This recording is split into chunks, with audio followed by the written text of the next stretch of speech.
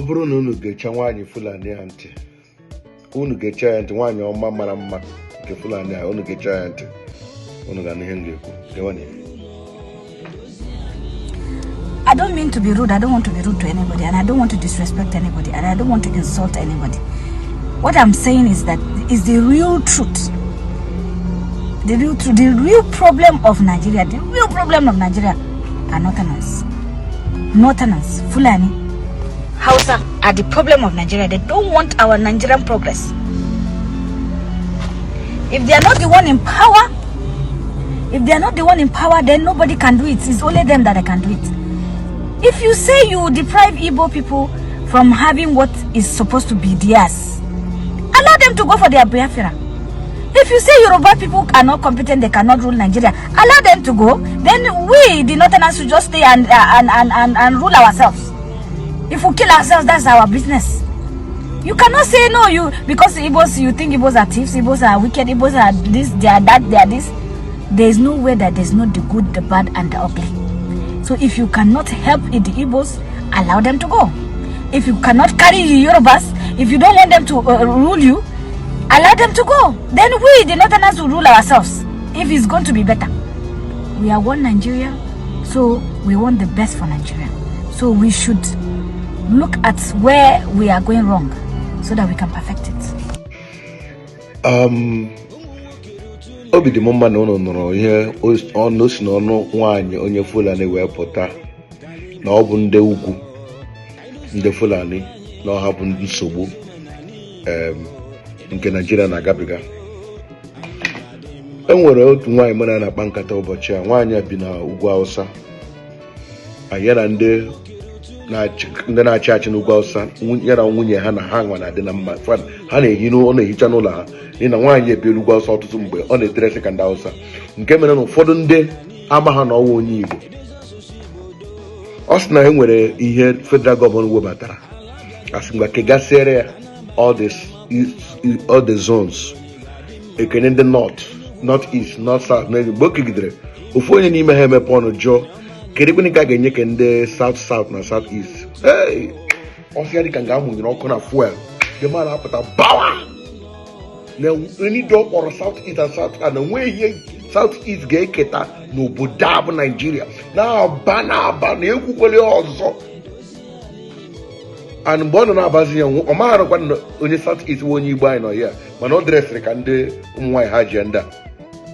So nke ọzọ ahụ wee jide ya n'aka na-asị biko ekwukwulu because the one so dị ya ka amalie jụọ ya mmadụ isi gịnị asị biko don't talk. Ọ mara ha na akpọbatara onye south east na ha nwa efuola efu. Nke a bụ otu n'ime ọtụtụ ihe ndị na-eme n'ala Igbo na-achọghị iji anya ahụ onye Igbo. Enwe onye na-ajụsị kedu ihe ndị Igbo mere eji achọ dị ha n'ire. Ọnwụ na ịma ha ihe ndị Igbo mere kene ka ngụkọ nọ n'ugbu a ịma ihe ndị Igbo mere. Ị na-achịkwa ajụjụ ka ihe mata ndị na-achị anya ga ha arụ hospital n'ala Nigeria kama ha prefer na-aga obodo oyibo.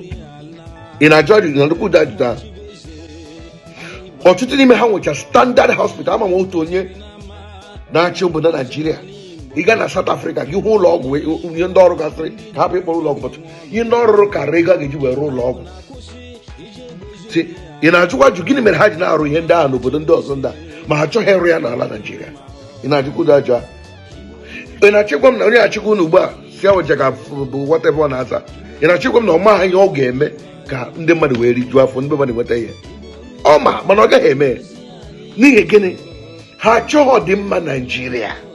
And ebe ọ bụ na ha achọghị ọdịmma Nigeria, ha ma na onye Igbo bịa, onye Igbo ga-ebe mee metere Nigeria, mee ka Nigeria dị mma. Ha achọghị onye Igbo n'ihi na ala adịghị mma buru ndị nze. So onye Igbo ha ga-abịa ebe ka ọ bụrụ obuwe bịaba chọtawa ebe dọla nọ butuo dọla ka ọ gbatuo. We don't want you, get out.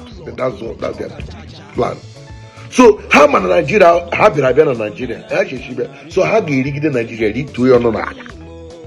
They know na ndị Igbo buzo bịa Nigeria, bịa na ndị kwe ndị obodo a na ndị Igbo buzo bịa nọrọ anọrọ, ndị gboo ndị Igbo, they know it.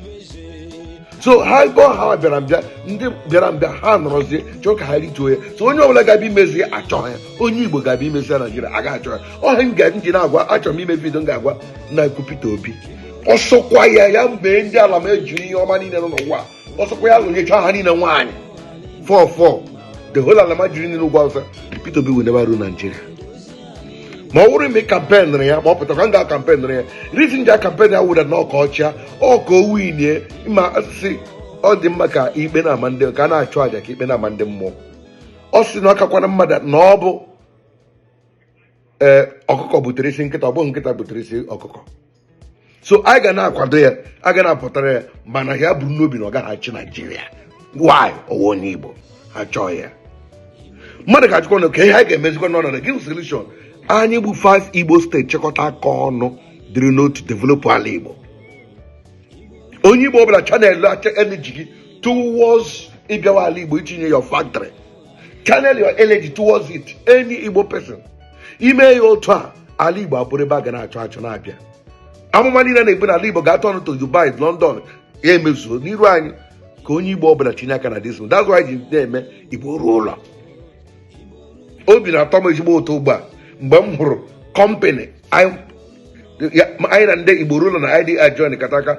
When a sponsor, Onye, an inventor, Ropotagoro, Ihege shake the whole world. Anime queer neck with Moggy be the man can line it up. Join IDI now by buying your own share of $1,000. Register with $120. Pour your dues. You are a member. Atoperiga company I be the now. What in the Ghana land up and I be good at generator, now be good at your line. Income gonna drop on account to you forever.